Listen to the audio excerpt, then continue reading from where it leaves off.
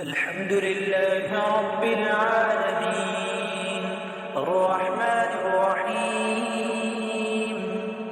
مالك يوم الدين إياك نعبد وإياك نستعين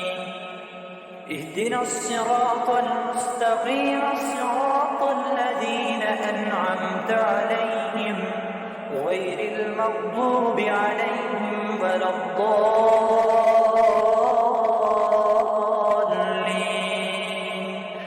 آمين. الرحمن علم القرآن خلق الإنسان علمه البيان الشمس والقمر بحسبان والنجم والشجر يسجدان والسماء رفعها ووضع الميزان ألا تطغوا في الميزان وأقيموا الوزن بالقسط ولا تخسروا الميزان والأرض وضعها للأنام فيها فاكهة والنخل ذات الأكمام والحب ذو العصف والريحان فبأي آلاء ربكما تكذبان خلق الإنسان من صلصال كالفخار وخلق الجن من مارج من نار فبأي آلاء ربكما تكذبان رب المشرقين ورب المغربين فبأي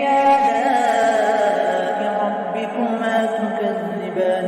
مرج البحرين يلتقيان بينهما برزخ لا يبغيان فبأي آلاء ربكما تكذبان يخرج منهما اللؤلؤ والمرجان فبأي آلاء ربكما تكذبان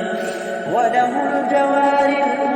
المنشآت في البحر كالأعلام فبأي آلاء ربكما تكذبان كل من عليها فان ويبقى وجه ربك ذو الجلال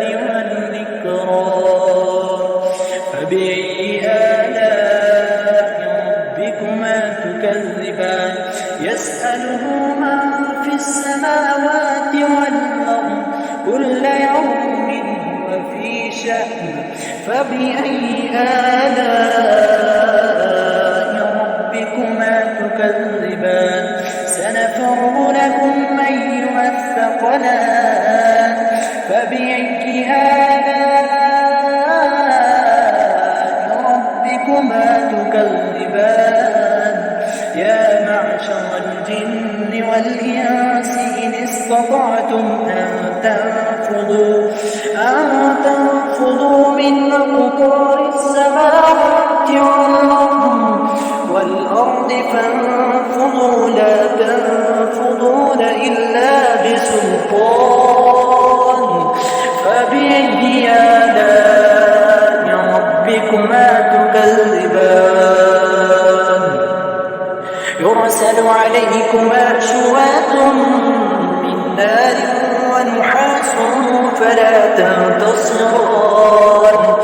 فبأي آلاء ربكما تكذبان فإذا انشقت السماء فكانت وردة كالدهان فبأي آلاء ربكما تكذبان فيومئذ لا يسأل عن ذنبه إنس ولا جان فبأي آلاء ربكما تكذبان